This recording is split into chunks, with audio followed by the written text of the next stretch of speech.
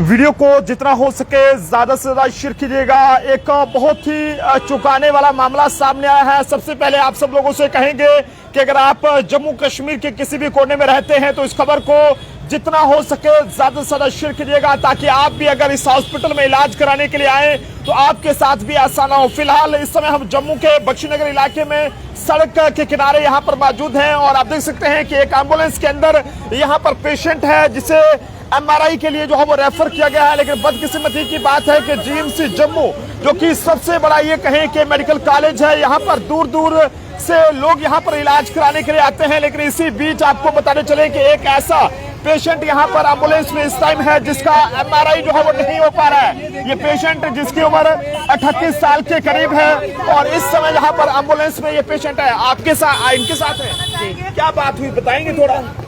इसको जिस दिन हमने लाया था इसको थोड़ा सा ऐसे ठीक ठाक आया था। जिस दिन ये आया इधर ठीक ही था।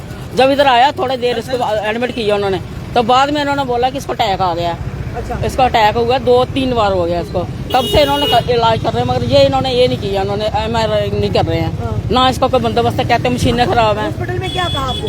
हॉस्पिटल में बोला बाहर से करवाओ। बाहर से करवाओ? हाँ, हमारे पास मशीनें खराब है। तो बाहर वाले क्या? बाहर वाले बोल रहे हैं 2 मिनट रुक जाओ, अपने डॉक्टर को लेके आना था, कुछ करना था। आपने क्या किया है? ये उधर भेज रहे हैं, वो इधर भेज रहे हैं, हम क्या करें? कितनी परेशानी हो रही है? बहुत परेशानी हो रही है। बच्चा बिल्कुल सीरियस है। हाँ, एक उसका हाथ नहीं हिल रहा है, उसका पैर नहीं चल रहा है और स्टिच पर पड़ा है। गवर्नमेंट में तो आपको फ्री में भी हो जाना था। सकते हैं कि इस समय एम्बुलेंस के अंदर ये पेशेंट यहाँ पर है और ये आपके क्या लगते हैं?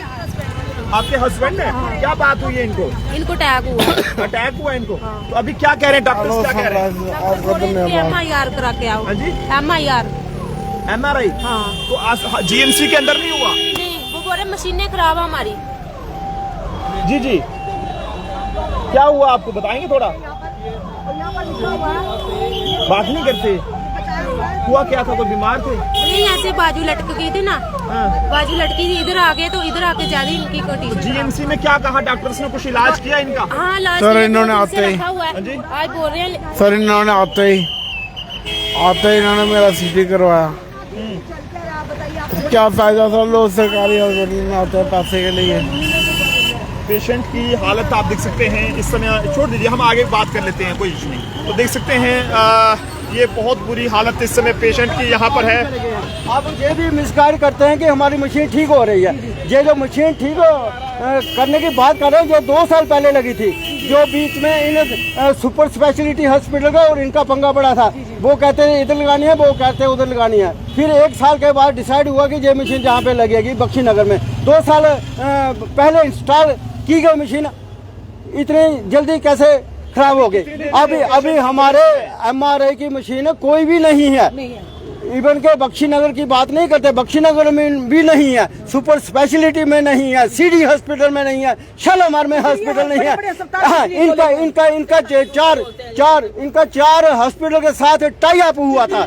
एक बत्रा हॉस्पिटल जो एस्काम बोलते हैं, एक विवेकानंद अम्फला का है, एक अतुल्य है, एक जेके है जो अपना गांधीनगर में। 4 के साथ टाई अप हुआ है। लेकिन वहाँ पे जाके पेशेंट इतना खजल होता है हद से ज्यादा। आज मजबूर होकर हमें आपका सहारा लेना पड़ा, क्योंकि मैं नहीं चाहता कि ऐसे पेशेंट रोड पे मरे। ये तो कोरोना से भी ज्यादा खतरनाक हो गया ना। कोरोना तो एक विषय था ना। कि अभी कितनी देर से पेशेंट यहाँ पर है? भैया आप ये खुद अंदाजा लगा लो कि कब मैंने आपको कॉल की थी। पौना घंटा पहले, उससे आधा घंटा पहले जहाँ पे खड़े हैं। और आज सुबह एक पेशेंट में एस्काम में लेके गया, बत्रा में, ठीक है, एम्बुलेंस में लेके गया। 2 दिन डॉक्टर डिस्कशन करते रहे। 2 दिन के बाद उसको कहा गया कि जाओ आप बत्रा हॉस्पिटल में अपना एमआरआई करवा के जाओ। जब बत्रा हॉस्पिटल में पहुंचते हैं तो बत्रा हॉस्पिटल कहते हैं, अंदर फाइल लेके गए थे, वो कहते हैं कि इसका एमआरआई होना ही नहीं है, इसका एमआरआई नहीं होगा। क्यों नहीं होगा? वो कहते हैं इसको पेस मेकर पड़ा है। फिर भेजने वाले बेवकूफ हैं कि पेस मेकर पड़ा हुआ उसको भेजा।